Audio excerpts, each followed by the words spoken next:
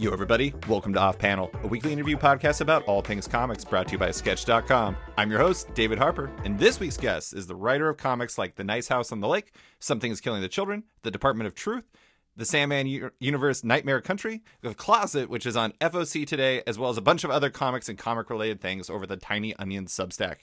It's James Tynion IV. Thanks for coming on, James. Thanks for having me. I'm excited to be on. I just want to say your intros are getting way too long. And I don't feel like the comics you're writing even come close to covering all the work you're doing. How are you alive? That's my first question. Like, that's the honest answer, is like, I do not know. You know, for a very long time, like working in the DC machine, there was all of this invisible work that I don't think like people really, got wind of on the outside, which is just, you have to pitch so many things up the ladder. You have to like negotiate with the bosses, like every step of the way. Like I was in the, war room planning both metal and death metal, like, trying to, when I was on Batman, trying to align like all of the Bat family groups and all this stuff. So when all that like kind of fell off my plate, I, as a lunatic, filled it with, actual writing work. So at first it was like, it felt very like sustainable, but I am definitely now like this spring has definitely been me hitting that kind of like, oh, I'm working on way too many things all at the same time and I'm not sleeping enough. And I need to stagger things and make sure that I have time to like go outside and see the sun sometimes. I do think it's interesting. I just had Josh Williamson on the podcast, and that was one thing that he was touching on during the chat was how you, him, Scott, Snyder, the three of you were talking a lot during metal and death metal and everything. It's like, make sure that everything's aligned and making all those plans happen. And I think that's one of those things that people don't really realize about, you look at what you're doing now for Tiny Onion, and it's Tiny Onion, I'm sure, is like filled with secret work that no one knows about, that like we will never see. We'll see like the results of that work, but we won't see all the work that you're doing. But your stuff at DC, when you were doing that, you were doing so much architectural stuff. I'm sure a lot of what you were doing was filled with secret work as well. Oh yeah, no, absolutely. And and then on top of it, there's the like most secret work of all, which is the politics of navigating a big company like that, especially a big company that, over the last few years went through such dramatic shifts in, leadership and also like, corporate leadership from, the moment AT&T walked in and then, now to like, we're in the era of Warner Brothers Discovery that will, find out what that means for the comic book world. But it's, like it can, like it adds up. And it can be daunting and, stressful. The joke that I keep, bringing up when I talk about this with my friends is that the one benefit of like that era was that at least when like everything was like really bad and I was like not sleeping enough and all of that, there was sort of like the boss that I could kind of be like, oh, fuck that guy. Like now you are that guy. Me through this, and now I am the one. It's like this is all my fault. I have like I am the only person to be angry with is myself for working on all of this stuff at the same time. But I'm still extraordinarily proud of the work that I'm doing. It's more the the stuff that suffers is the life stuff, the human stuff, right? And that's like.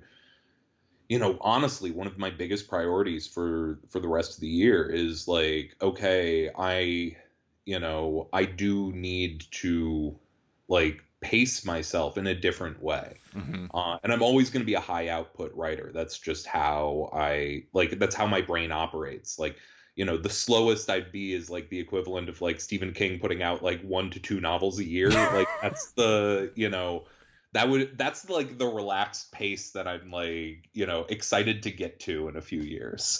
That's a pretty high, low bar for yourself. Yeah.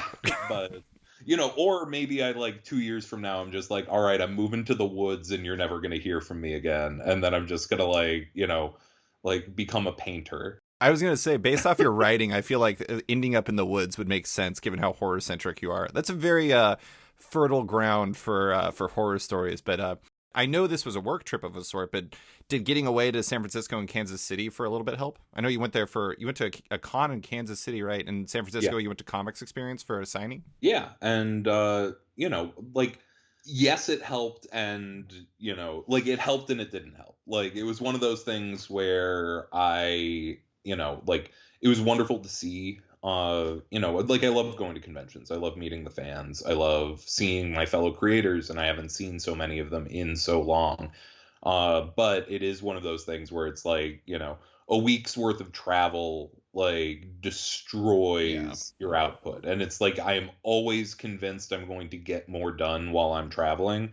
And I was honestly like I was pretty productive on the like especially the San Francisco leg of the trip, where I went there directly after Kansas City, and so I sort of had like all of Tuesday and most of Wednesday to just like knock out scripts. So, I didn't do much touristing in San Francisco. I went to, a WeWork and just sort of, like did a like 7-hour workday there, just loading myself up on free coffee until I was like, vibrating out of existence. uh, but it was but actually on that trip I cracked something big on the in Nightmare Country. There's like I figured out like what will ultimately be one of the big villains of the whole series, and I just a piece like shifted in my brain, and then it was like, oh, I see how this all lines up now in a way that I think improves the book. Which those moments are always like those are my favorite creative moments, is like that moment you can just sort of feel the spine of a story align.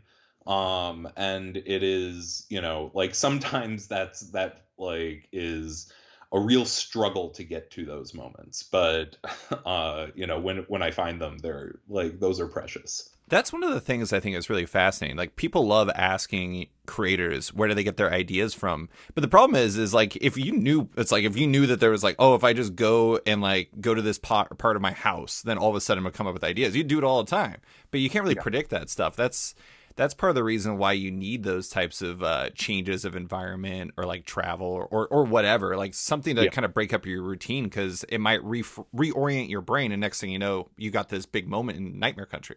Yeah, no, absolutely. And it's also just I mean, my answer whenever I get asked that question is very much it's indulge your curiosities. Like I like, I'm always reading or like listening to audiobooks and just sort of plugging a bunch of nonfiction about subjects that have nothing to do with series that I'm writing.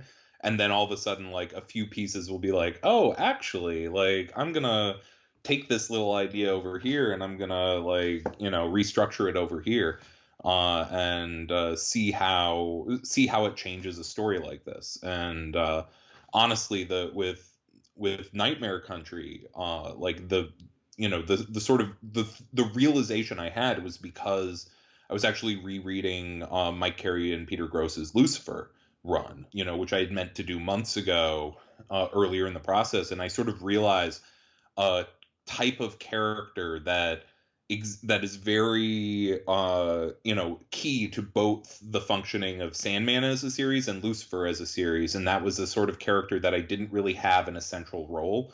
And I realized like, oh, if I take this old idea and I reshape it in this way, they'll fill that role, and then they're going to be like a much different character. And and then I started like sending my editor Chris Conroy a bunch of manic texts about like all of these ideas, and and thankfully he liked them.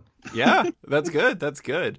I did want to bring up one thing you did in San Francisco. You went to Comics Experience for what it was, graphic novel book club for Nice House on the Lake, right? Yeah. And you did a 2.5 hour interview with that shop's owner, Brian Hibbs, that was about Nice House on the Lake, but I'm guessing it was also about pretty much everything, because that's kind of how Brian rolls. Yeah.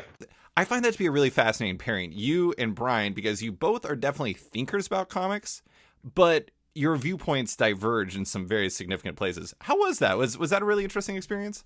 Yeah, it was. And it's, I've met Brian before. I did a signing up at Comics Experience like 4 or 5 years ago now. But it was like, honestly, it's really nice. It's nice to have a long conversation with someone who puts so much thought into the comics business.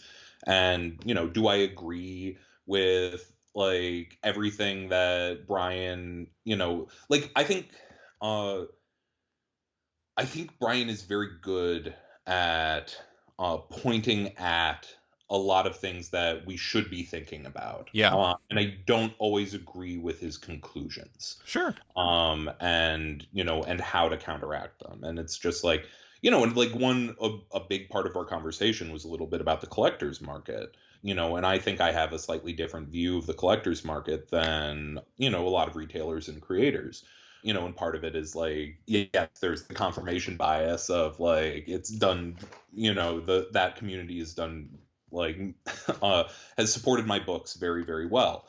But it's also one of those things where I've noticed that, like, I've gotten to know these people, and I've gotten to know like that, like these are like diehard comic book fans who like wake up thinking about comic books and go to bed thinking about comic books, and who the way they engage with the hobby is a little different than like someone who is just a reader. But it's also like, you can't deny that that is a core aspect of this hobby and has been like going back decades. Yeah. And it's like, are there excesses in how we lean into the collector's market right now? Absolutely.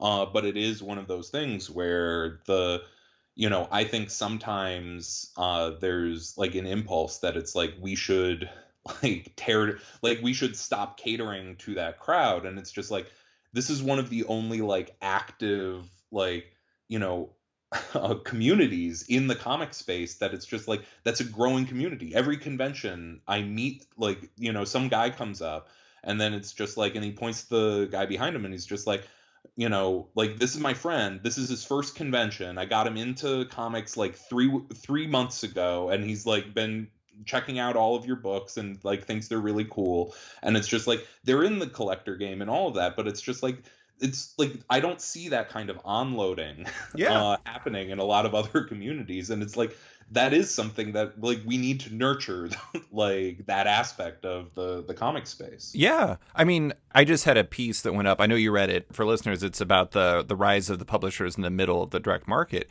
And I thought a really interesting point that Philip Sablick from Boom brought up was the fact that the comics that have the most fertile collector market are also the ones that have the highest collection sales.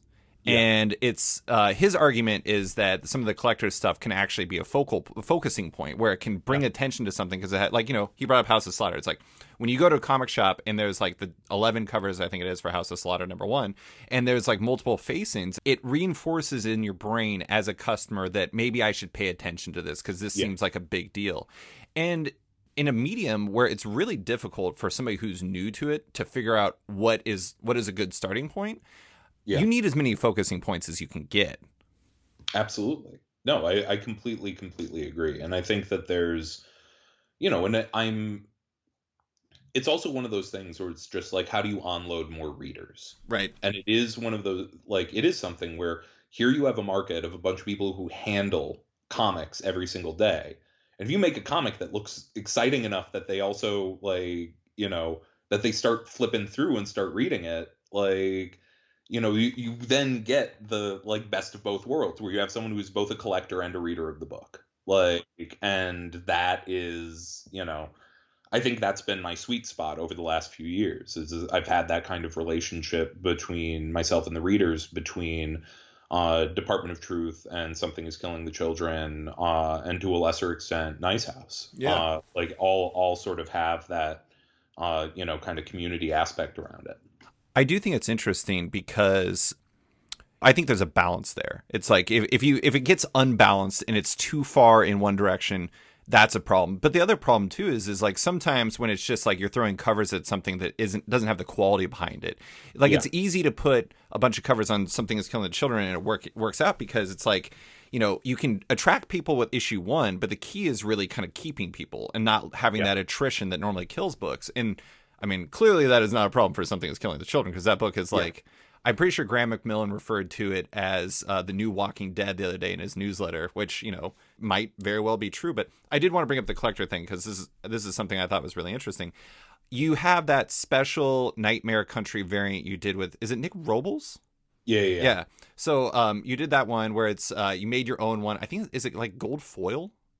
Yeah, so for like as a part of my newsletter, I have like there's the premium tier, which I call the Onion Club. It's a great And name. thank you very much. Members of the Onion Club over the course of 1 year get six you know, exclusive variant covers that don't go on sale, are just available to members of the Onion Club, and you know, they get shipped to you as part of the cost of, you know, you signing up at that premium tier. And you find out like the month that the issue comes out what you're getting, and you get, that's when we reveal the cover. And I brought on Nick Robles to sort of do the, you know, the set of 2022 covers. So at the end of the year, you know, every company sort of like has different standards on it, so it's like some of them are different shades of gold and all of that, but they're all going to be gold foil, like black and white on gold foil. Mm-hmm. And they're all gorgeous so far. And you know, the so that's like the premium thing that you get if you're a member of this like premium group. The thing I think is really smart about that though is that right there, what you're talking about, that is not going to affect the Nightmare Country audience that's going to go to Brian's shop to buy that book. And I know he's always been, Comics Experience has always been a massive Sandman shop. So, like, he's not going to be affected by that. For the people who really want that type of thing, they can become a member of the Onion Club and get that. It's a Venn diagram where the circles touch, but they don't fully overlap. And maybe that will lead them into picking up issue 2 in Comics Experience, and like that's a really nice thing. But you know, I've said before, I think I've said this multiple times, that you're the best at playing the game of comics, which I think some people don't totally understand what I mean, but it is kind of a game. Oh, absolutely. You have to like pull the right levers and do all the things the right way without like upsetting everyone while serving all of your audiences. And you know, you have variants but not too many. You work with the right artists, you create demand but there's also supply. You launch big but you stay big because you deliver what you need to. Yeah, that's obviously at least part out of your control, but I suspect it's less out of control for you than other creators, especially now. To you, like, what do you feel like the key to playing and winning at the game? Like, what's the key to doing that? Oh boy. I mean, a lot of it is I always sort of know that like for the last few years I knew what I was aiming towards. Right. At sort of each phase. And you know, for a while it was very simple. Like you know, the initial math in my head was okay, like, and this was like the fall of 2019, and it was just like, or late summer, and it's Something is Killing the Children was going to launch in September 2019. And then I knew like roughly around then, you know, that's when I found out that I was going to be taking over Batman. And it was just like, so, okay, I need to, like, Something is Killing the Children needs to hit. In January, Batman is going to hit. And then the following fall, hopefully, like, ideally, I was trying to get it in September, which we ended up getting, even though there was like 2 months where it's like, no, we're going to push it to November. And it's like, but then we ended up getting September. Was going to be Department of Truth. Mm-hmm. And Department of Truth is an Image book. So Image means that it's like all of the success of that book gets shared by me and my co-creators. And so the success of that book was the most important thing. That was the book I needed to succeed. And it was also the one that is just like, I was putting a lot of money into it, and all this stuff is like, there was like stuff on the line. Like, you know, I needed that book to work. And so what I wanted was like, okay, like, you know, Something is Killing the Children comes out and it overperforms. And that initial bit is something that it's like, you know, I like, you know, I think it was like, there's the quality of the book, and I'm incredibly proud of, especially like that first issue. I'm very, very proud of. I think it's one of the best first issues I've written. And, you know, so I knew that it was like, okay, I've got something good. And I like, you know, emailed it to everyone I knew in the comics business to just be like, okay, can you read this? Like, you know, pull quotes, talk about it online. And thankfully people did start talking about it online. And then I also got hit by like a piece of totally random luck, which is the fact that in July, and I think it was July of 2019, comic shops around the country receive the last issue of The Walking Dead, which they did not know was going to be the last issue of The Walking Dead, because they had solicited it continuing into the future, so it would be a surprise when you got the last issue in there. There were no other horror comics launching in the few months following that issue. And it was just it came to me as a surprise too, but it meant that all of a sudden comic shops around the country have a reader list of everyone who has been subscribed to Walking Dead all this time, and they don't have the next thing to sell them. And right around then, that is when Here's Something Is Killing the Children, and it's at that point I'm the writer of Justice League Dark. I'm not a big entity or anything. But it is just that. Thankfully, the book hits and it launches around 30K, which was very, very good at that moment. And then it was just okay. And then it overperformed. It sold out immediately, and we went into 8 printings of it. And so it's just I knew it's okay, here's a book that is overperforming. I know the narrative that I need is it's just okay, here's a book that's overperforming, and here is a Batman that's this is a filler Batman run. This is not originally I was just coming in from 86 to 100, and I was replacing Tom King, and he was originally supposed to go all the way to 100, and everyone knows this. So it's they were going to underestimate that run. So I knew I needed to message the story of oh, here's this thing that we didn't expect much from, and it overperformed. Here's a Batman run we didn't expect much from, and it overperformed. And then everyone be ready in the fall for the launch of Department of Truth. And then that's the one that I wanted to hit hard. And thankfully it worked. I went from basically a 30K launch of my Something Is Killing the Children run to a 77K roughly launch of my Batman run. And then I had a 100K launch of my Department of Truth run. And in between, I got the numbers of Batman up to, 150 with 2 issues, climbing over 200. Yeah. So it was just and the math that's always been in the back of my head is basically, your sales ceiling for a creator-owned book is roughly 50% of your sales ceiling on a superhero book. Did I say that correctly? I think so. Yeah. So it's creator-owned is 50% of what you can do in the superhero market. Yeah. And basically my sales ceiling in the superhero space was 250. I hit 250 a couple of times.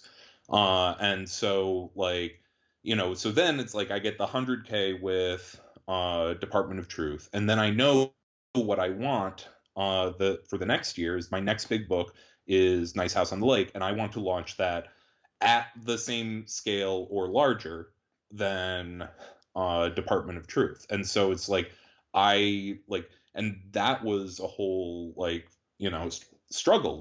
DC's internal projections for the sales of Nice House #1 were 25K, because that was roughly the ceiling for creator owned that had existed at DC for a long time. But I knew that it's just I just sold 100K over at Image, and now the launches of new arcs of Something Is Killing Children are also launching in the 6 figures.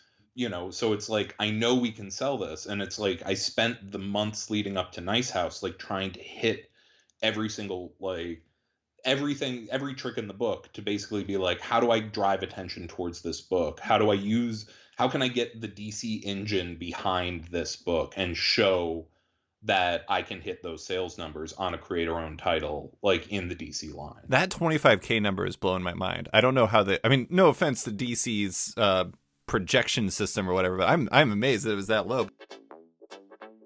And now, a quick word from one of off-panel sponsors. Macroverse is a next-generation digital comics platform, and one with an astonishing number of comics, with currently over 50 series from over 100 creators on their app, with a 5-star rating both on Apple and Google's app stores. Download the app and binge all their titles, including the Eisner-nominated Remind from Jason Brubaker, Lisa K. Weber's Hex 11, which has been described as Harry Potter meets Blade Runner, or the new queer supernatural adventure series Husk that launches on November 1st. It's just $4.99 a month to subscribe to Macroverse, with proceeds directly supporting the creators on the platform. Keep an eye on the future of Macroverse 2, as 2022 is going to bring an epic upgrade that offers a new level of digital collectability and more, with early adopters able to sign up for more information at macroverse.com. And now, back to the show. To me, as an outsider, listening to you talk about this and just kind of watching how you work, it seems like kind of the key to everything you're doing is being strategic so you can build, keep building, always build. It's like have each one set up to build onto the next one, not because of like any cynical sort of way. It's just like, you know, it's like you want each one to be bigger than the last one. But I do think that part of the reason why that keeps happening, and I don't think this can be underrated, and again, this is not purely qualitative either, but I did a feature for Publishers Weekly. I think it comes out tomorrow about like the state of comic shops and bookstores with comics in, you know, the overall market. And I think it was Eitan Manhoff from Cape and Cowl Comics over in Oakland who brought up the fact that like basically like every James Tynion book like launches bigger than the last one. But the thing that I think is also really important is it's very rare for number one to not be the highest selling comic in a series and then slowly dip. The attrition hits. Your ones have the very unique, it's like you in Saga basically, where it's like you build from number one. Like maybe it dips a little bit initially, but by like issue like 5 when people are still starting to get on board and everything. And that is a very rare thing and very difficult to do. And again, I think part of that is out of your control, right? Like, how do you convince people to keep buying a comic, make a good comic? Yeah, no, and it is. It's like there is so much that it's just wildly out of my control. I think that, you know, one thing that, you know, I wish I could say was strategy, but it's the thing that ended up helping Something Is Killing the Children was taking a longer hiatus between arcs. FOMO. Which, you know, all of a sudden then, like, you know, the shops were reminded that the series is coming back, and then that became a kind of event in and of itself, and like a moment to kind of, you know, boost up the sales. And then the bizarre thing, like Department of Truth was like a bizarre thing in and of itself, because, you know, when I got started, like the collector market wasn't really paying attention to like middle issues in runs, because it's like, you know, there's not as much, you know, like what makes something valuable to a collector is like a first appearance, or, you know, like or the launch, like a first issue of a creator-owned series, especially a rare cover of a first issue of a creator-owned series, is like a rookie card. Mm-hmm. Like, it's like, this is something where it's just like, this series might be worth more someday. But there's also just like a thing I noticed is that a bunch of comic like shops and you know, artists, like, you know, first off, they're like they all like are deeply fascinated by conspiracy theories and all of this stuff. So all of a sudden there were a bunch of shops that just wanted to like kind of play along, and there was this like growing like core audience that was like, it was a collector audience, but it was also one of those things where it's just like they did like that a book was kind of, you know, telling them the history behind all these different conspiracy theories that they're fascinated by. Mm-hmm. And so I noticed that it's just like it was like our highest selling issues of Department of Truth like came in the middle of our second arc, and it's just like I have no explanation for this. Like, I did not do anything to make that happen.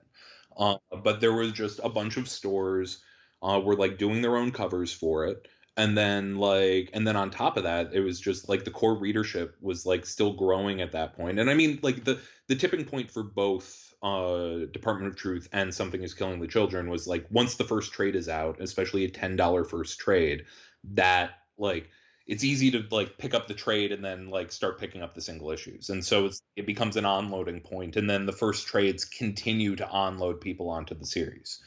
So it's like, I think that's kind of when they both started to rise. But yeah, it's wild. It is wild. It is wild. I have to ask you a question, and this might scare me, the answer. amongst the secret work, I'm sure a lot of time you're just thinking about comics and thinking about how you could do things differently. How much time do you think about that? Because I feel like that's like a very secret, like it's not a secret thing. Obviously, that's a thing you're going to do. But like when I talked to, I brought up Josh Williamson earlier, like that's one thing we talk about comics a lot. And he's always like, I'm always thinking about comics. I suspect you're kind of the same way. Oh yeah, no. And on top of that, I'm like, on GChat with Josh most days. So it's a lot of times you're talking to each other. We're talking together about, whatever lunatic thing happened in the comic industry that day. And, our thoughts about it and thoughts on whatever comics came out that week, et cetera, et cetera.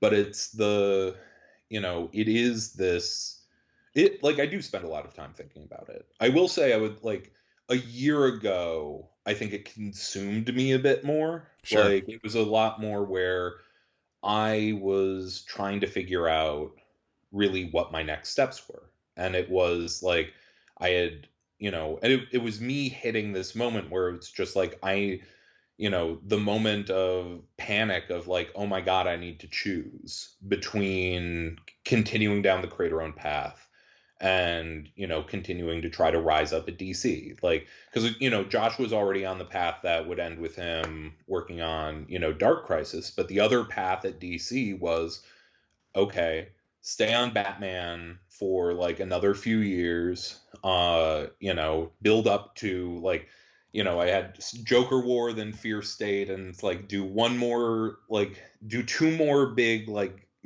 Batman events, and then have that sort of plant the seeds towards like some kind of big line wide event that then I get to write my big company crossover and manage all of the like little intricate pieces of that.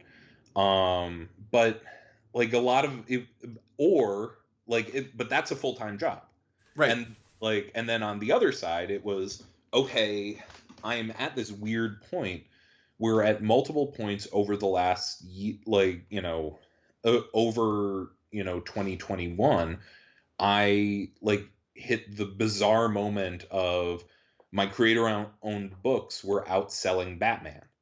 And it was just like, so why, that is the moment. That's the moment to sort of be like, okay, I need to go all in and, build these, build this stuff, especially because about a month ago, I hit my, 10-year anniversary of working at DC Comics. Right. So, and most of that time was spent writing Batman.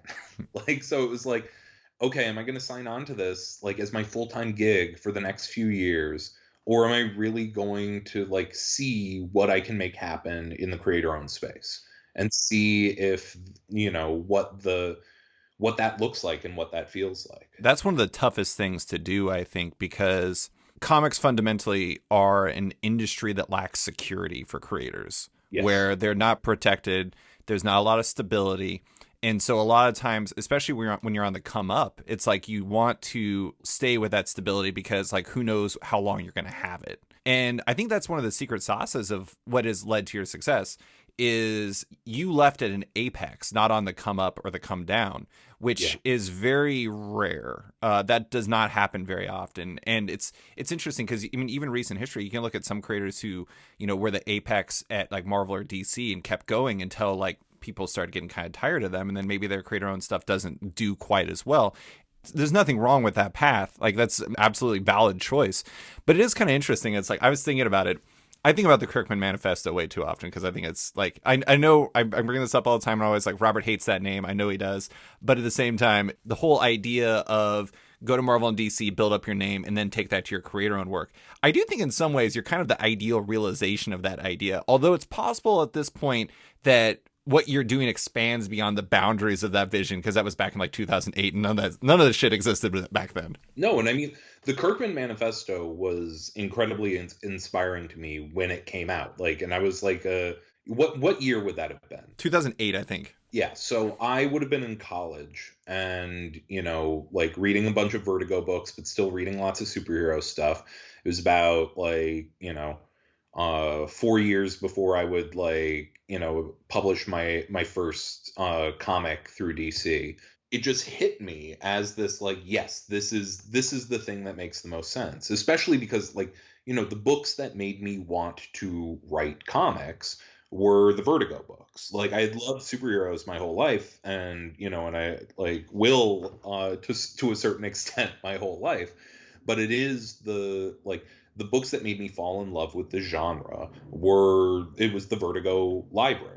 Like, that's what I wanted. My goal in life was to have one of those, like, 10 volume Vertigo, like 10 volume of trades on the shelf with the Vertigo, like, across the spine, all of that. And technically I got one short into one Vertigo anthology, so I can, like, check Vertigo, like, off the, and I was an editorial intern for like 6 months at Vertigo. So it's like I can check Vertigo off the box. But that's still, like, that is still my goal. It's, the Vertigo of it has changed, but the feeling of that and, like, what I'm trying to build has not changed. But right now I'm finding out why most of those people weren't working on, like, 4+ multi-volume series at the same time. That's the curse that I've willed upon myself. But it is the you know that's that was what I was reaching toward. And so when Kirkman, like, posted this thing, it was like, it was really inspiring, because I did want to see more of the, like, creator owned works of all these different creators. Like, the, like, as, like, my first Bendis book was Powers, and it was because, and, like, not because of, and then once I got into, like, Ultimate Spider-Man and Daredevil and all of that, I, like, absolutely loved it. But my first, like, I didn't have a local comic shop growing up. So my real onloading into comics was, like, when I was a teenager, and my mom had an apartment across the street from a Borders Books that then I ended up working at. So it was whatever was on the shelf in the Borders Books that was the extent of the comic book world. But they had the handful of Image trades, they had a bunch of Vertigo trades, but they only had, like, a few Marvel trades every now and then. Like, there were more DC trades, which is why to this day I am much more of a DC person than a Marvel person. I, like, once I got to the comic shop, that's when I, like, expanded my deep knowledge of Marvel and all of that stuff. But I'm, like, I've always, like, but because the DC stuff was in the bookstore, that's what I connected with. And, like, so, like, Powers was my favorite Bendis thing, because I just picked it off the shelf one day and it looked like Batman the Animated Series, like, and it, like, had this cool edge to it and all of it. It was, like, the coolest, like, fucking thing I'd ever held before in my hands. So it's like, that's what I wanted to see all of these, like, big creators who were doing great superhero work doing. It's like, I wanted to know what happens when you, like, let them off the leash and just do whatever. Like, I wanted to see them not, like, completely held down by, the rules of big two superhero comics. My first Bendis was actually, I don't know if this is a common tale. I feel like it fits your world, but Salmon Twitch Udaku, the first arc. I love that story. I, like, rep for that forever. It is an interesting first one because it's like, it's kind of him doing completely his own thing, but also a licensed book, or like a for hire book. So it's like threading a needle in there. But I do want to ask about, we established in the beginning that it's very tiring doing all that stuff, that managing all of this is exhausting. You have the Substack. I mean, you post all the time. You have your regular posts. How much of your work right now is comics, and how much of your work right now is everything else, where you're effectively trying not to just be a writer, but also a business? Because I know you have, like, a lot of relationships. I know you have a lot of connections. Is that a significant part of your day-to-day existence at this point? Yes. The big change, and it started about 2 years ago, was, like, half of every day became more business management, more overseeing the books that I'm overseeing but not writing. Everything with Image, you need to make a decision about, like, each ad page that goes into the book. Right. And it's just like there are so many decisions to make on so many different fronts.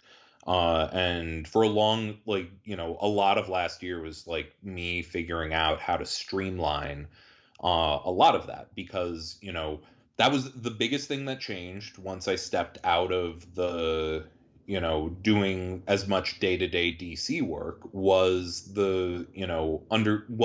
now I could sort of build my own system, and it just, like, I could sort of have you know, like I have different editors who sort of control like different buckets of like titles, and you know, and I'm constantly texting with all of them, and just basically like, you know, making rapid fire decisions on all of these little things. And then every now and then in the same like body, it's just like I'll have an idea of like, you know, what if we did this crazy thing? What if we did this crazy thing? So, you know, and I think of myself as I am like a chaotic organized person. I am organized in how I approach things, but I am never organized in the same way twice. Uh, like, you know, like I have books for like, you know, I do the accounting for all of like my image books, but it's like they're these janky little Google spreadsheets that I am like, I just sort of hacked my way through. And, you know, one day I will have like a proper bookkeeper who's going to yell at me for 3 days, like straight, of how I structured everything. But right now it's just like I record, like, you know, I'm like recording everything that goes in and everything that goes out. And it's like, you know, and they have my little calculator out.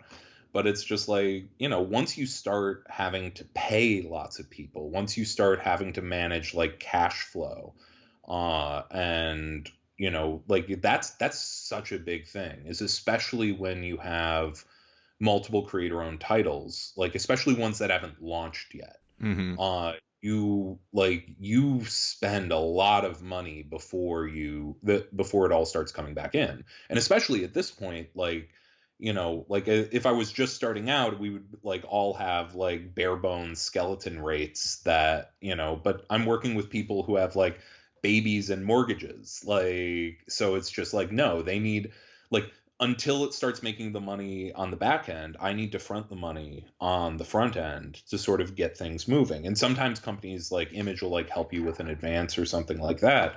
But I learned, you know, during the pandemic that it's like, oh, but then sometimes like the cash flow of a company can stop for 6 months exactly when you needed that money. And Right. then it's just like, you know, yeah, like a lot of stuff started going on a business credit card, that I was just like paying off incrementally with like the checks I was getting in from Batman. And it was just like trying to keep track of all of that, trying to make sense of all of that, and trying to sort of like see like, okay, like how much do I need to spend this year that then it, like, you know, in like the money I'm spending in 2023, then I'll start earning back in 2024, because it'll be out in print and all of that. And that's when you sort of get the cash flow back in. But it's like there are these moments where it's a lot of money going out, and it's the, you know, and I manage that the best I can, and I infuriate my accountant every single year, where it's just like, you know, all of a sudden I decided to start like packing and sending enamel pins out of my apartment. And then it was just like, but it was through Gumroad, which doesn't automate like sales tax. And then it was just like, so I've sold about like 3,000 Department of Truth pins for like this amount of money, but I just realized that I didn't pay sales tax. So how do I take care of that? Like, I just like I'm thinking, have you ever seen Stranger Than Fiction, the Will Ferrell and Maggie Gyllenhaal movie? Oh yeah. I imagine you're just basically Maggie Gyllenhaal, the anarchist baker, who like you know what you need to do, yeah, but sometimes you just like don't, because either you're out of time or you choose not to, in her case, because she's an anarchist baker. And now a quick word from one of off-panel sponsors. That sponsor's Bad Idea. Bad Idea paid for the sponsorship, but they won't give me anything to promote since they're over. So here I am saying the name Bad Idea. Contractually. I have to. That's it. Bad Idea. They're a thing, I guess. And now, back to the show. It is really interesting because a lot of what you're talking about, I know that there's really mixed feelings about Substack on all capacities. Like, I imagine when you talk to Brian probably had pretty mixed feelings about Substack, to say the least. I get a lot of the issues with it, but one of the things that's really interesting is a lot of what you're talking about, launching as many books as you have, like The Closet and Blue Book and everything else, probably would not have been possible to do in a way that you could actually support these people who have their own livelihoods and everything like that, without the funding you received from Substack with the Substack program. And that's, I mean, like, that's one of the things that I think is interesting. I remember bringing it up to Elsa Chartier, like, why did you go with Substack? And I didn't put in the caveat that I have started putting in at this point, where I'm like, besides the money, because she was like, because we wouldn't be able to do it otherwise, because time is money and it takes a lot of time to make a comic. But I think that's one of the really underrated things about all this is, for the people who have signed those deals, it's making possible things that would not have been financially possible to do otherwise. How would Three Worlds, Three Moons have existed with the load of people that are on that book, if not for this? Yeah, no, 100%. So for me, the moment that the Substack deal kind of presented itself, because I was asking myself the questions, just like, how do I fund the next stage of what I would want to do in the comic space? And that's not on your personal credit card. Yeah, exactly.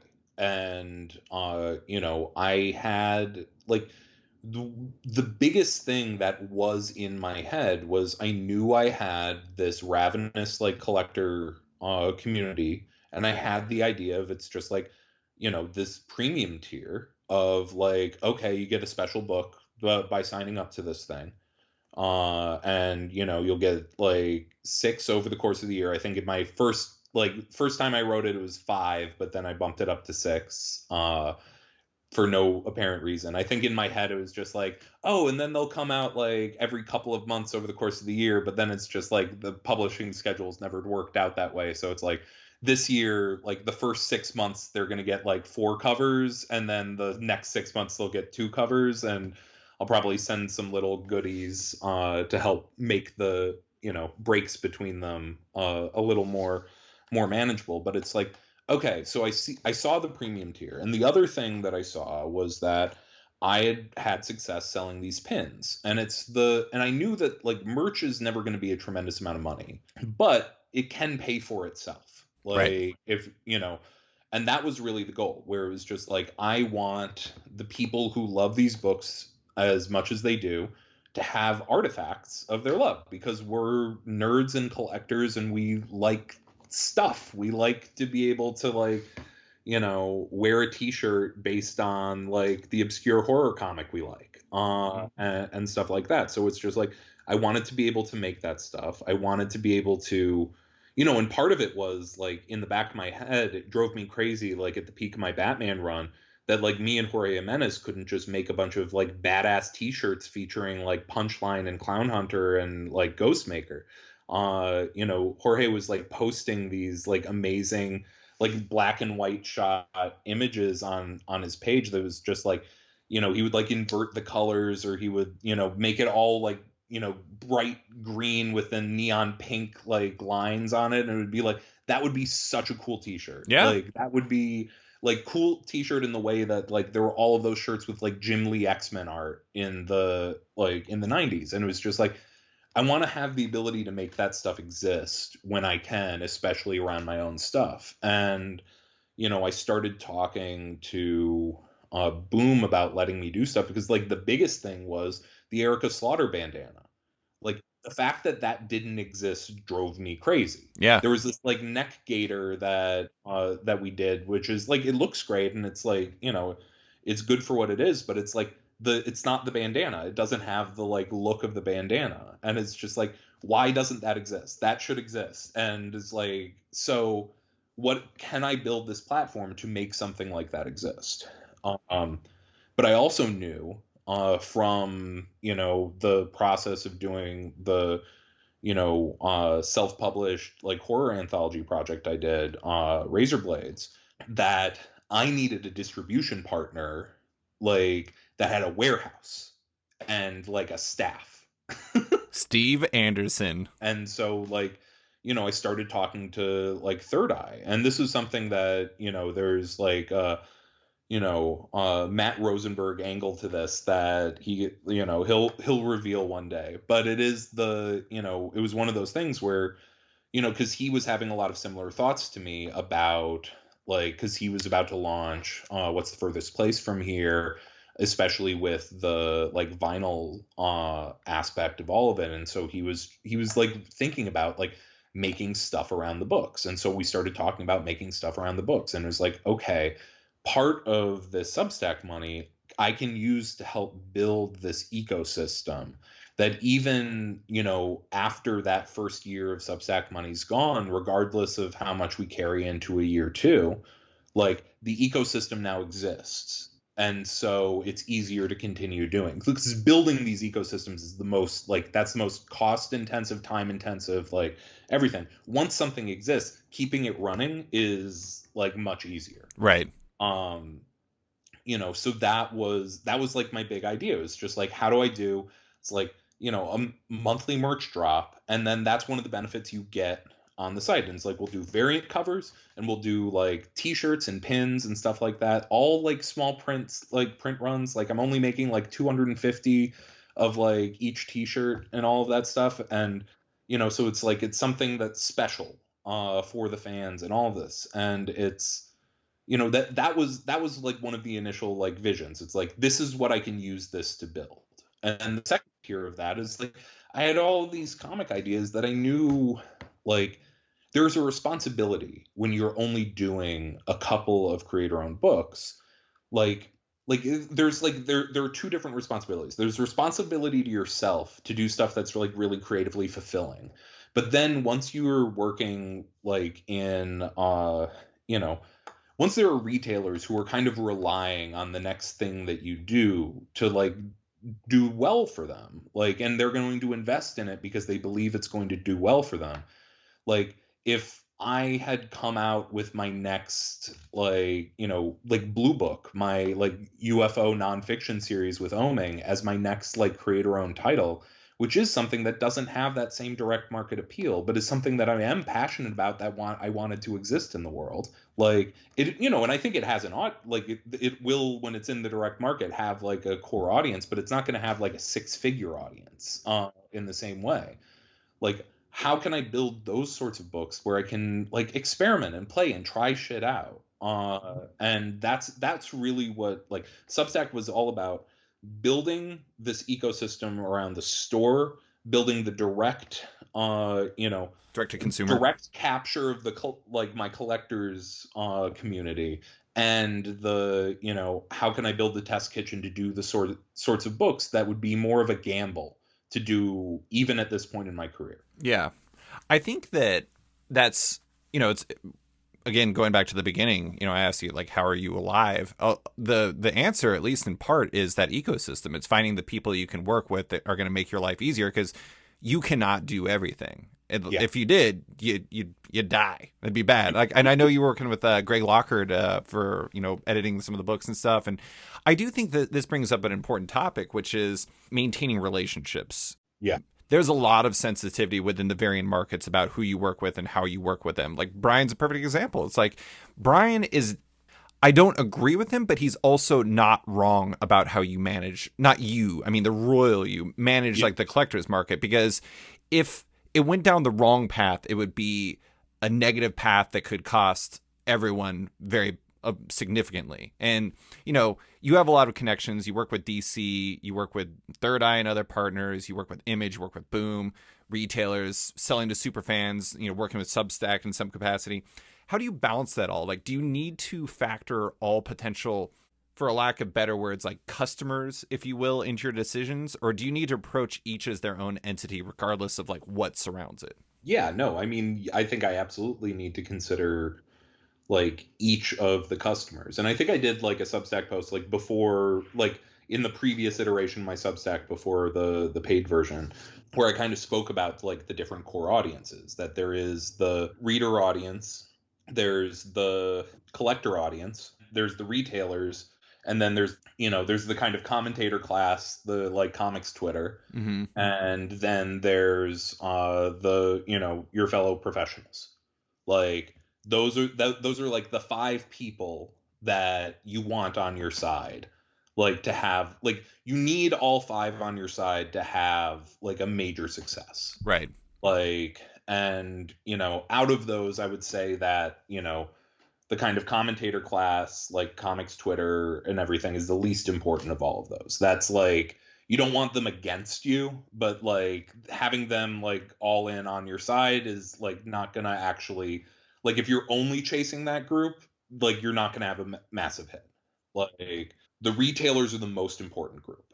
Like they make or break sales on, on every title. Like like that is where like the money is in comics, is still through direct market retail. Like that is like undeniably the case. Mm-hmm. And so like what you want, like, and this is the thing that I've like tried to tell, like, I've like tried to talk through with friends sometimes, because it's like, you know, you're not trying to like argue that your book is good in the abstract. You're trying to tell retailers that if they buy into this book, they are going to be able to sell a lot of comics. You're making an ROI argument. Yeah, exactly. Yeah. And it is just like that is and when you're a retailer and you have so many decisions of so many things to buy, that is the most important thing. Like the most important thing is that they're not going to be left hanging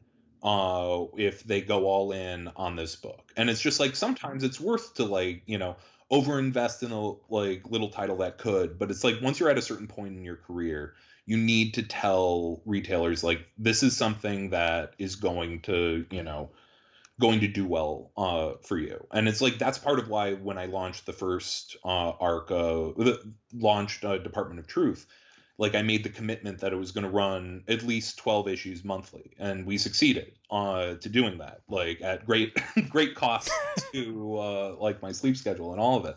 But that was like that was part of it. It was me trying to make a direct like like a direct plea to retailers, where it's just like I want you to see that if you invest in this book, you are going to have something. You're going to have something to sell that audience every single month.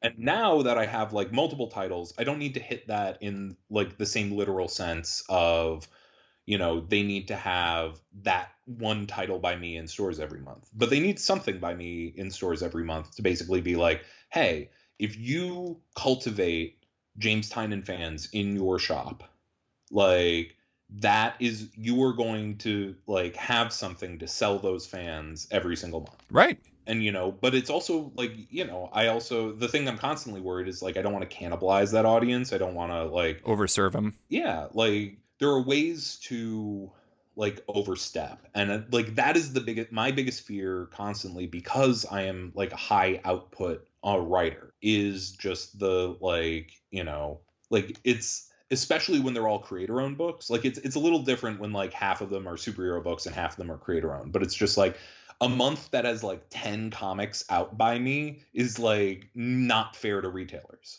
like, because and it's also bad business on my end, because the person who's like is a fan of me, who can only afford like 4 books by me in a month, like are going to decide which of those books they're going to decide to trade weight on, or not read. Or it's like you drop a book and then you like, oh yeah, I'll get to the trade later, but they might not get to the trade for like 3 years. Right. In that piece about the publishers in the middle, I thought Damien Wassel brought up a really good point about that when I asked him about Volt's line and why they kind of keep it tight. Yeah. And part of it is just that, is like, if you have hardcore fans, you don't want to make it punitive on them to keep up with the work. It's like if you have to buy like 3 comics every week, and like all of a sudden that person is going to go from a hardcore fan to somebody who's like, I got to weigh this against other things. And then next thing you know, you're not buying all of James Tynion's books, or you're not buying all of Volt's books. So it's like, you do need to think about that. But I wanted to bring up a patron question I actually got from Dennis Hoffman. He brought up your enjoyment of Rob Liefeld's podcast, Robservations, and how it inspired you to bring excitement and enthusiasm to your work. But Dennis said it stands out to him because of something he's experienced in his own shop. He said it's at a very Big Two centric one, where all of their top sellers are Big Two. Yeah. Except for Something is Killing the Children and Department of Truth, which he said never happens. Like nothing ever gets into that. His question ultimately was, how do you sustain that? Is it just being excited and driven by your stories and your collaborators, or is it something else? I mean, that's a great question. And, it like, and the answer is yes. It is like, you have to be, the moment I'm not excited about what happens in the next issue of Something is Killing the Children is when I should stop writing Something is Killing the Children. Like, it is one of those things where, like, it's a world that I've fully created that I can, there are things that I'm excited to get to that won't happen for a few years in the book. And now I'm at that point where I have this kind of superstructure that I've laid out, and I'm now like, so it's like I'm eager to get to the parts of the outline that are a little bit further down the field. So that is like, that keeps me going. And then on top of it, it's the biggest thing for me, and this has always been the case, is that, the biggest thing I love about this job is that I get all of this fucking amazing comic book art in my email every day from all of these different amazing creators who I deeply love. And especially now that I'm like in this space where I am not, like sometimes at the big two, you don't get the artist you wanted to work with, and then you get a bunch of pages that you're just like, that's why I didn't want to work with this person. Right. Like now it's just like everyone who I'm working with are the people I chose to work with on those books.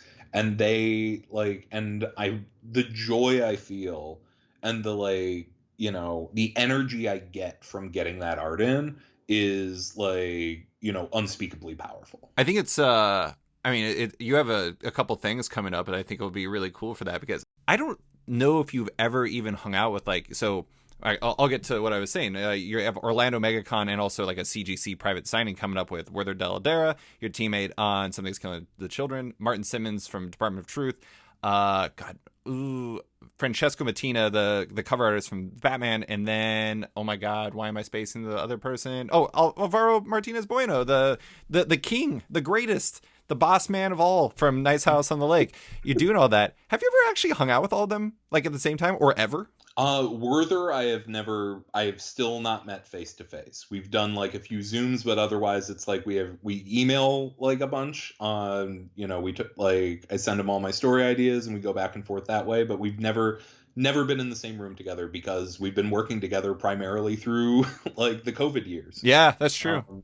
I was able, like Alvaro I've been working with for years now. So yeah. It's like I've met and hung out with Alvaro at a handful of conventions before, and we've got, a nice long-term relationship that way. And then Martin, I get over to London, a little more often, even though he's not in London, now he's further away from London.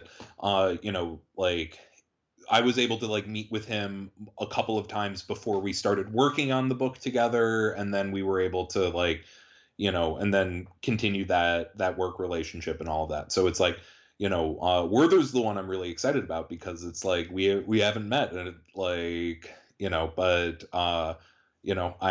I'm very, very, very eager to meet the co-creator of Erica Slaughter in person. Yeah, that's amazing. You're gonna go from never having met him to being immersed with him. Like you're like bunkering down with him for like multiple days, which is gonna be a lot. But I did want to bring up one other thing that Dennis said. He wanted me to convey, and I'm gonna quote him: "Damn you for the closet that broke me." So I feel like that's a really strong review, and it's also worth noting that that is your book with Gavin Fullerton, a 3-issue mini over at Image that is on FOC the day that this is going up. So if you're interested in The Closet, you should definitely order that today, because that is a thing that's happening. But I do think, that's a really fascinating release, only because you're the first, I think you're the first into the breach in the direct market with a comic that started on Substack. Yeah, Public Domain comes out like 3 weeks after. Yeah. And Ed Brubaker was on not that long ago, and he said on the show that he's really interested to see how retailers order those books. I feel like he's not the only one. Like, I feel like you're going to get a lot of questions about this, or at the very least, a lot of eyes on how this does, because it's not to make you sound like a guinea pig, but James, you're a guinea pig. Yeah, no. And like, I am fully aware I am a guinea pig, and I feel like a guinea pig.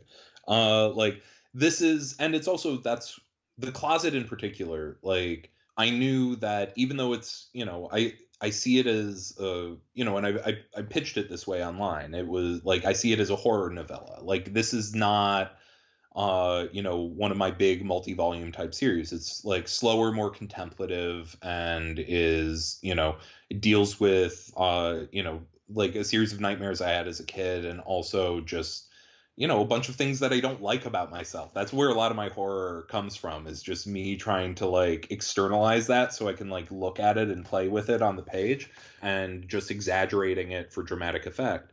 And it's that is, that's at the heart of The Closet. And, I wanted to make a book that made me feel like, really uncomfortable, and make a character who is both like the father character, who is both like, you see the elements of him that are like likable and relatable, but it's just like does make you feel good about yourself, at the end of the day. And, it's like, because it's about that kind of selfishness. It's about only seeing yourself and not seeing the damage that you're doing to the people around you. Yeah. And the way that damage kind of externalizes into what can feel like a malevolent, like paranormal force. So it's just like it is this like, tight thing, but it's also, a James Tynion horror comic. So Right. it's one of those things where it's like I know that there's an audience for horror books by me out in the direct market. But it still follows the kind of, test kitchen rules of my, most of my Substack projects, which is just the fact that this is an experiment. This was me being like, okay, I want to do something short form, particularly because so many of my ideas are long form right now, that it's just like I wanted to just like I had an idea and I wanted to execute it, and I had the funds to execute it. So I like reached out to Gavin, and like I had the idea, emailed Gavin the next day, and had a script, like the first script, like 2 weeks later. Normally it's a 2-year turnaround before, like, from the inception of a like comic concept to it coming out. And this was like, this was the fastest track, and was like, that's what the, Substack kind of freed me to do, which was very exciting with. That's a very aggressive test kitchen. Yeah. Like, and so I'm deeply fascinated to see how it does in the market. The early signs are all very good. Like I can say that the initial sales are, like have been very, very strong. And I'm always pretty like open about like how my books are selling, but it's like I'm, like people who want to know like how that book does, like I will be upfront about how that book does, because it's going to shape how I approach how I release everything else from my Substack, and, how I prioritize things in my Substack moving forward. I do think it's interesting. 5 years ago, that book would not have done anything. And I mean that like not out of a qualitative statement. I just mean like a mini series that's a horror story, 3-issue mini is a series of that.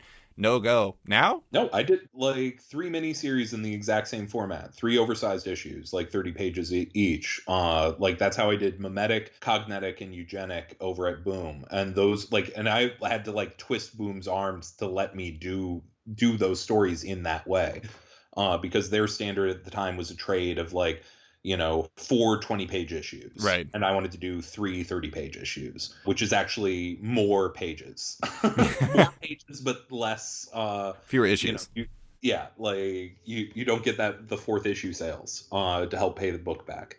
But it's like I've always loved like short, tight focus projects, and I want to do more things in that space.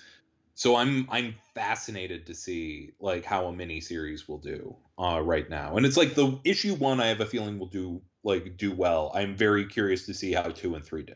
Yeah. As well.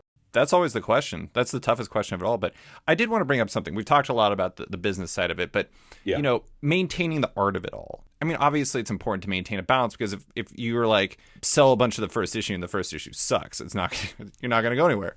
Do you always need to maintain a balance between what sells and what feels right to you as a storyteller? Yes. Yeah. No, 100%. And I have a benefit right now of like I have a core audience who is following me to the books that I put out. So and they trust you.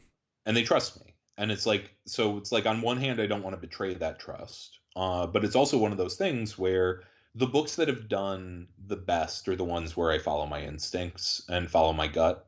Like, Something is Killing the Children is not a calculated book. Like, it is not a book that was just like, this is going to be the most commercial of all of my books. Like, I've talked about it before. Like, when I started writing it, I had a completely different outline for what the series was. And the book kind of like, it was the combination of seeing the design of Erica with the mask for the first time from Werther and writing the first issue that I realized it was a very different book than the one I originally set out to write. And then I started writing that book and letting it kind of guide me. And then once I was like in the midst, then I started like, okay, now I understand the book. Now I can outline it. Now I can like structure the whole thing.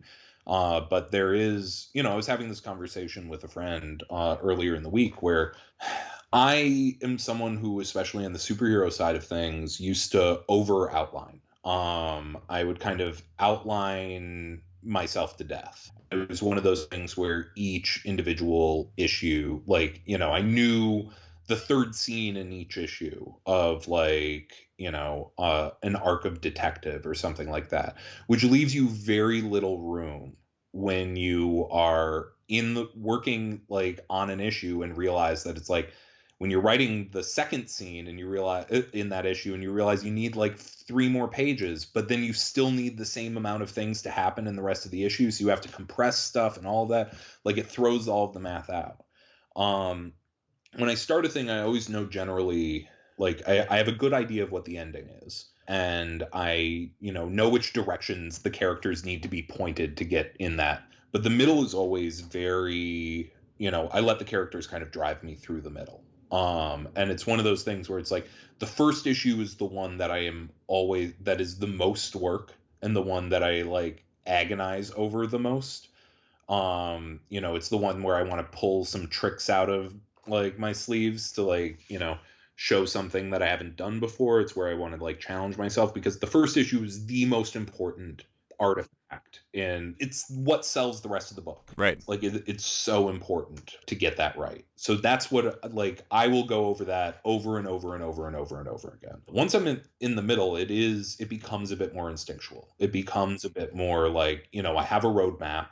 But especially when I'm early in a series, it's a very loose roadmap. Like, once I'm deeper in, then it's just like, okay, I'm going to, like, now when something is killing the children, I know what's going to happen for the next 10 issues, like, in pretty, like, firm detail. But like, if I had nailed that down when I was writing the first 5 issues, the House of Slaughter and all the characters in it wouldn't exist.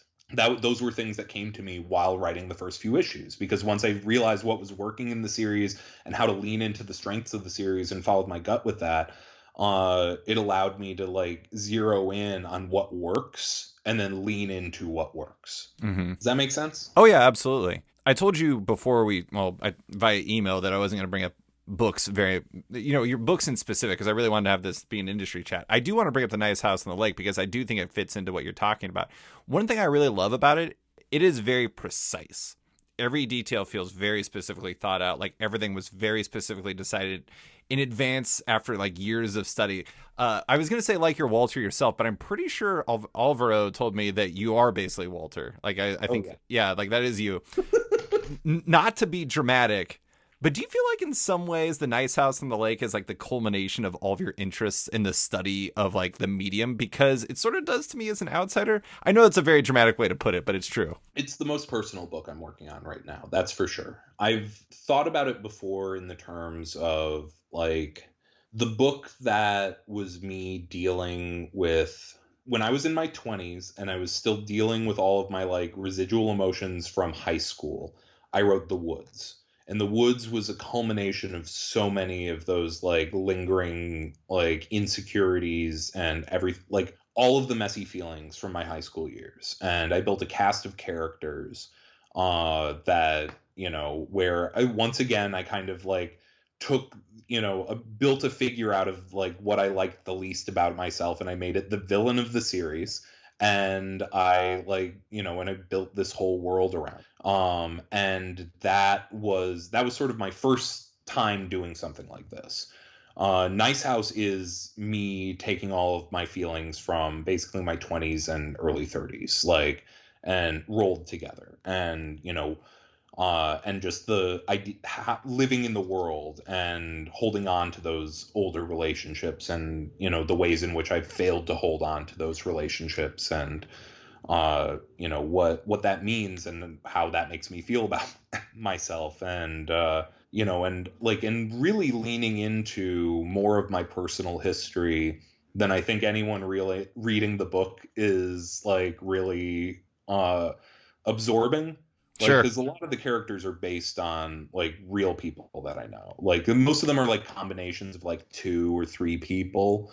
But like each character has like there's the real version of them that every now and then I'll be like, hey, there's the scene coming up that's kind of based on this thing that happened, back in the day, and I just want you to be ready, like, ready for that. But also, like, I also just always want to be like, I want you to read it. I hope you enjoy it. I don't want you to tell me what you think about it. Like, I'm still like expelling something through it.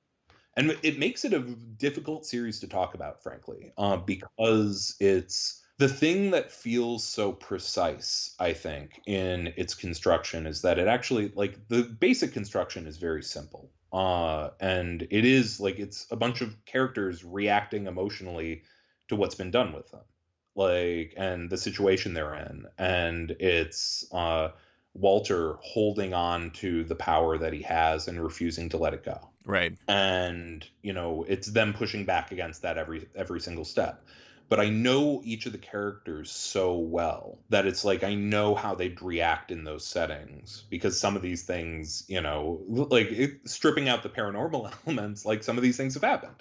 So it's just like I kind of know, like, where each character is going and how they're going to react in each circumstance in a way that comes to me very second nature while I'm writing it. But it is a series, like every other series, that I've taken myself on left turns, like, throughout the writing of it, that kind of veered me off of my original outline.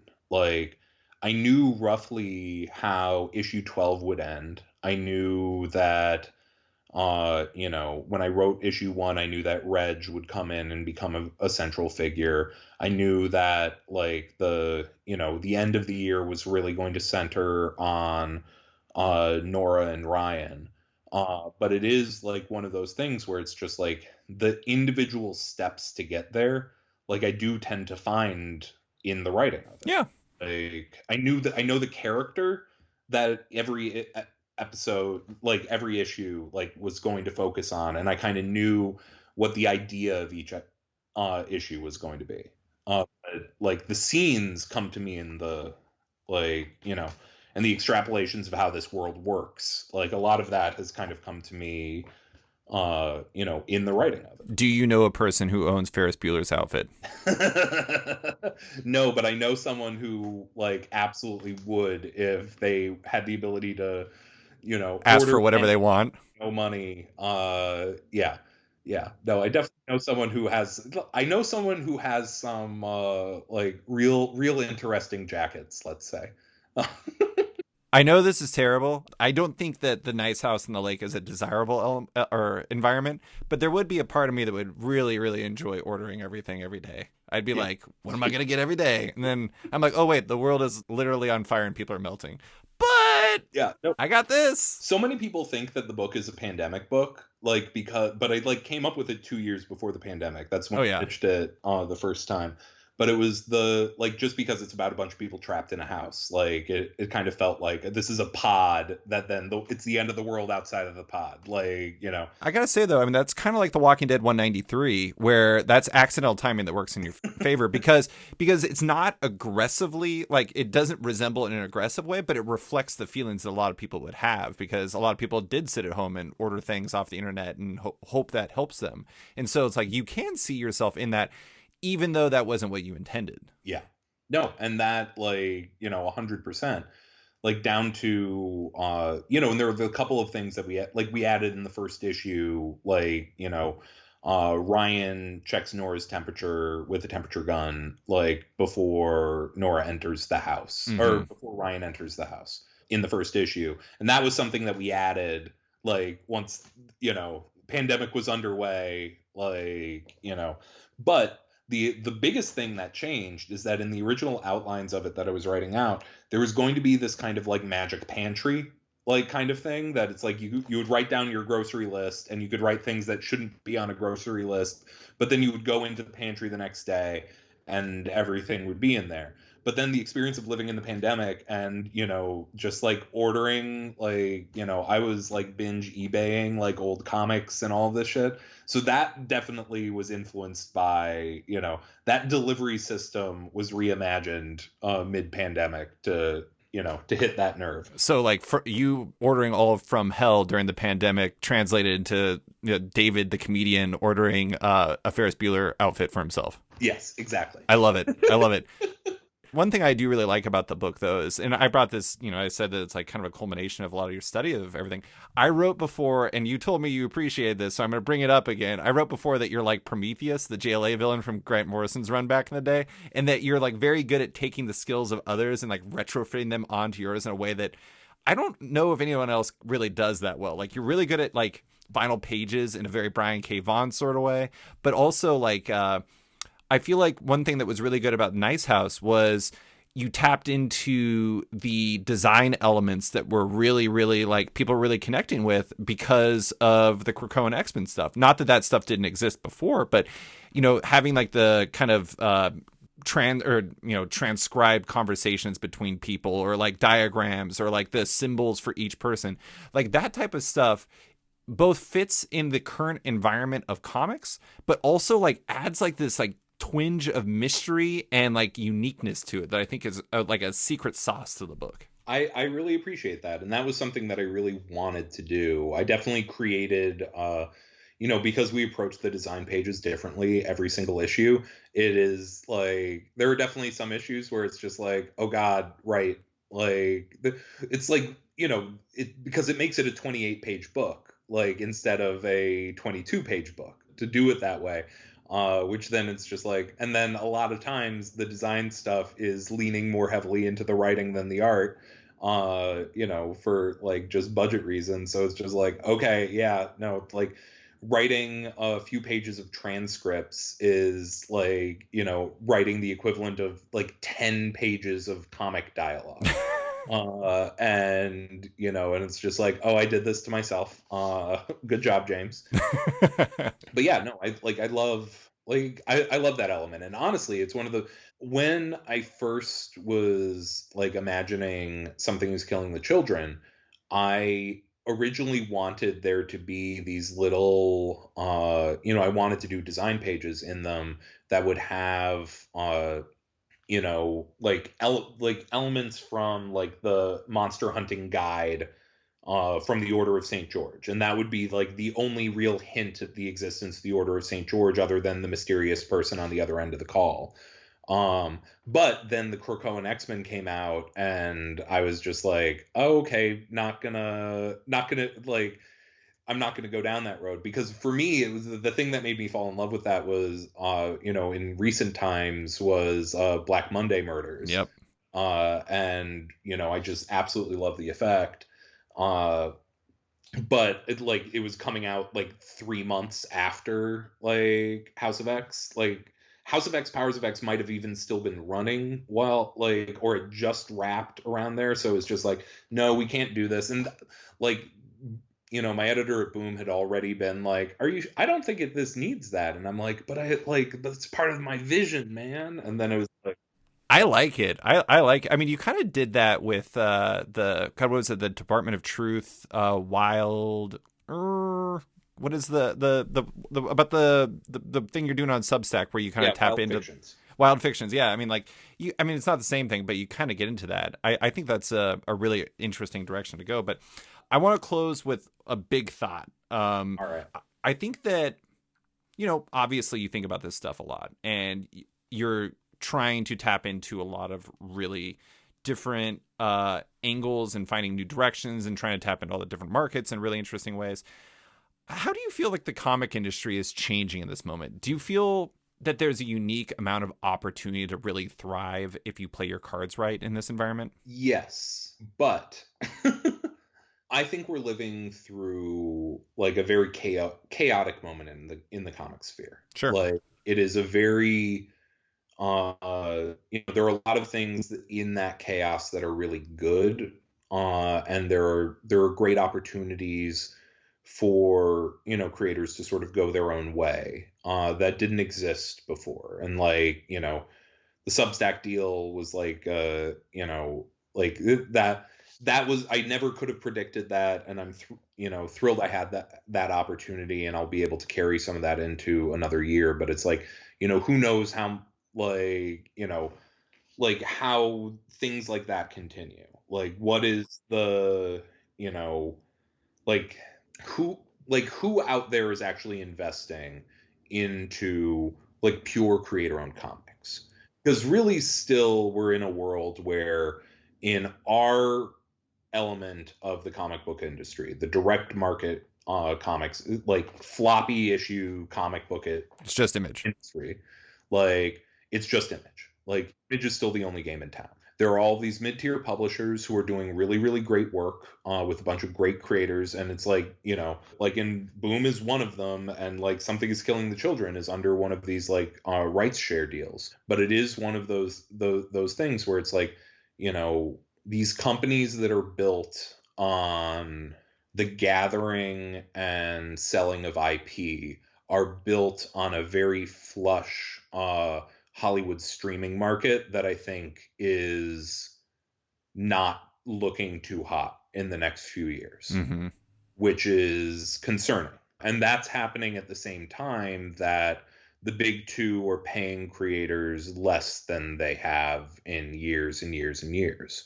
It's harder to make a living doing comics. That doesn't mean there's no money in comics. I think that is frankly a lie that you know, benefits like mid-tier and smaller publishers. But it is one of those things where, you know, there are lots of opportunities, but there are lots of like warning signs that there's further instability to come.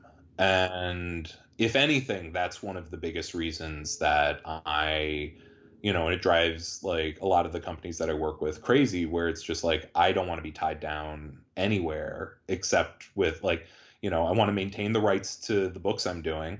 And I want to, you know, I want the books to come out in stores, and I want to sell as many copies as I can.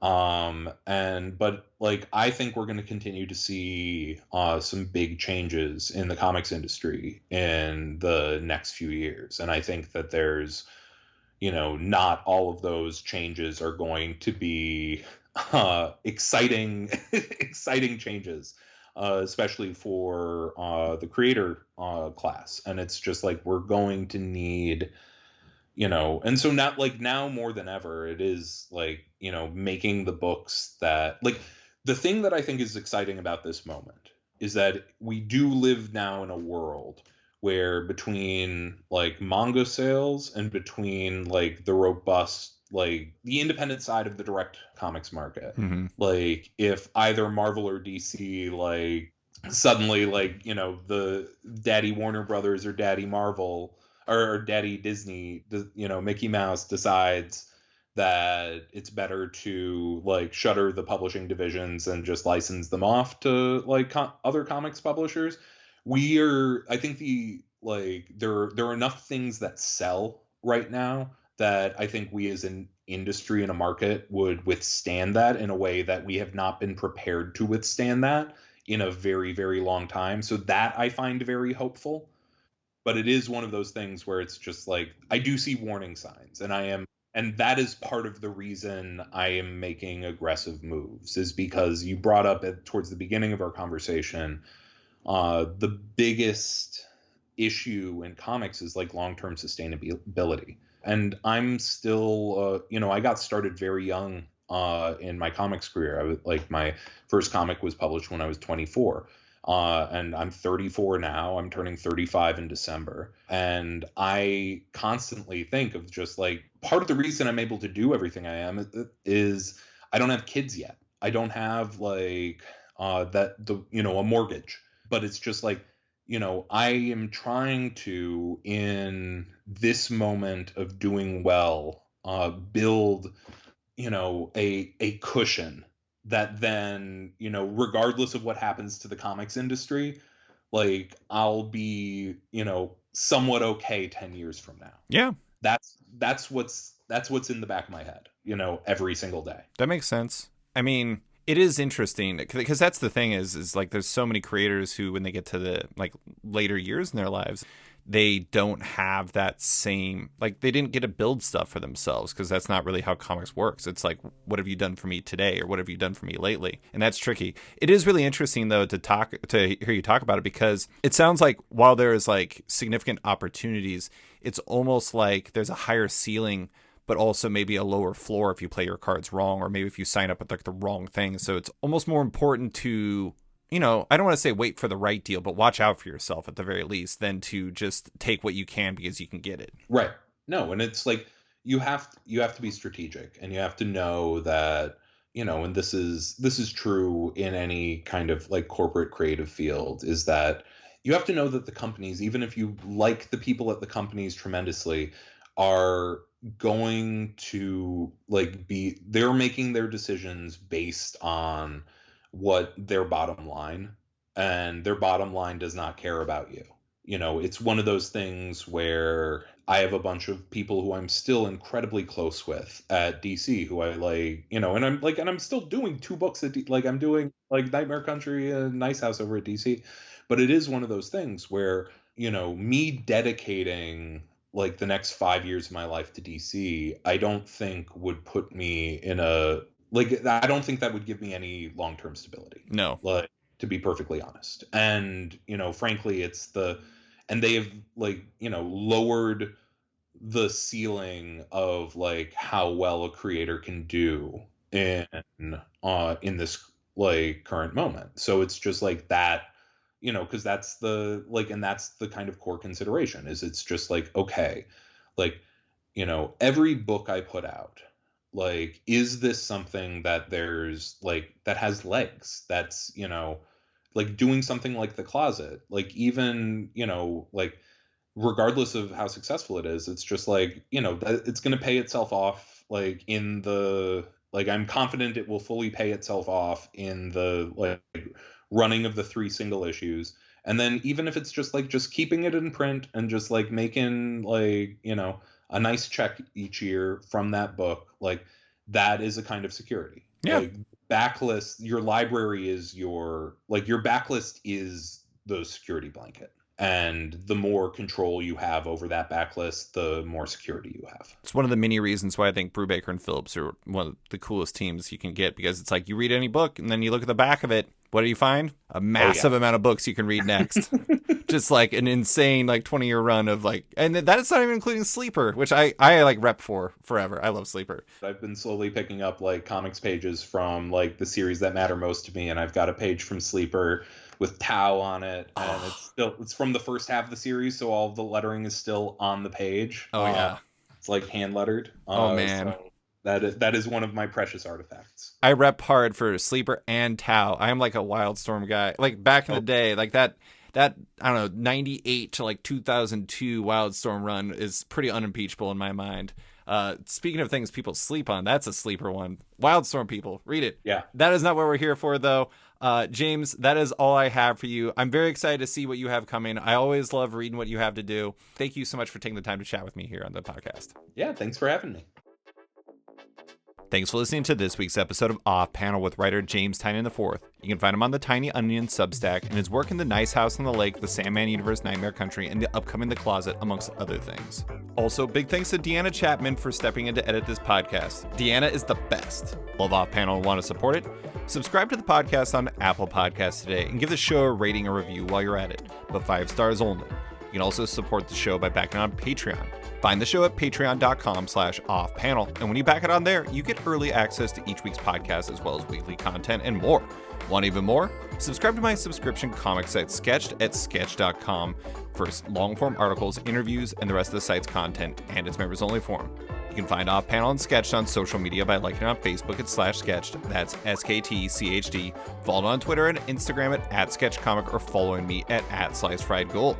Big thanks to all my existing patrons, including Ben Damstead, Cameron Brown, Rom V, Devin Fitzsimons, Nick Walker, Petra Coyle, Isaac Warren, Scott Carpenter, Rent Narb Studios Comics, Capes and Tights Podcast, Klaus Van de Ven, Brian, Submet Industries, Raj Patel, Jack Mulqueen, Kyle, Carl Kerschel, Robert Masella, Elza Chartier, Luke Nakashoji, Elliot Metz, Dr. Luke, Scott Hazelwood, Scott Buwan, Vaughn, Canadian by Proxy, Johnny Cannon, Bradley Rader, Carl Troy, Brandon DePillis, Patrick Brower, Declan Shalvey, Dan Guarino, Josh Williamson, Adam Freeman, Ben Wild, Brian Klein Q, SB, Nick Bennett, Daniel Whitfield, Susanna Polo, Reed Hinkley Barnes, Mario Tiambang, Andrew Carita, Matt Mahoney, Charlie Chu, Stephen Hall, Pensacola Pop Comics, Kim Eslin, Philip Myra, Christian Shelton, Kenny Porter, Chris Pacello, Torin Grunbeck, Fuzz Bubbles, Christopher Todd, Transmitter Down, Waltz Comics and Books, Carl Mizell, Paul Slates, Akil Wilson, Alex Dimitriopoulos, Terry Dodson, Wesley Giff, Sean Kirkham, Alistair Ross, Julio Anta, Brett A. Schmidt, Jason Goodmanson, Paul Reinwan, Vita Ayala, Tara Ferguson, Dave Slusher, WMQ Comics, Akil, Kokachi, Sean Pinello, Ken Heidelman, Philip Seavey, Al Ewing, Ryan Alcock, David Kelly, Robert Wilson IV, Nick Polito, Brendan Fletcher, Jonathan Nilsson, Matthew Groom, Jason Assey, Adam Bogart, Matthew Taylor, Nick Patera, Jacob Sorelli, Ford Gilmore, David Baraldi, Nick Hall, Bjorn Basin, John Hendrick, Steve Anderson, Ian Maxwell, Cliff Chang, Colin McMahon, Chris Palmer, Scott McGovern, Nathan Fairbairn, Kat McKenzie, Adam Highfield, Fiona Staples, Mark Abbott, Mike Murphy, Michael Shirley, Tom Barnett, Jim Demonakos, Norbert, Nick Lowe, James Kaplan, and Mission Comic Star in San Francisco. You guys are all the best. A quick thanks to Upright T-Rex Music, who wrote and performed Op Panel's theme song just for the show. Check out their music on Spotify because it's completely delightful. Thanks for listening, and tune in next week for another episode.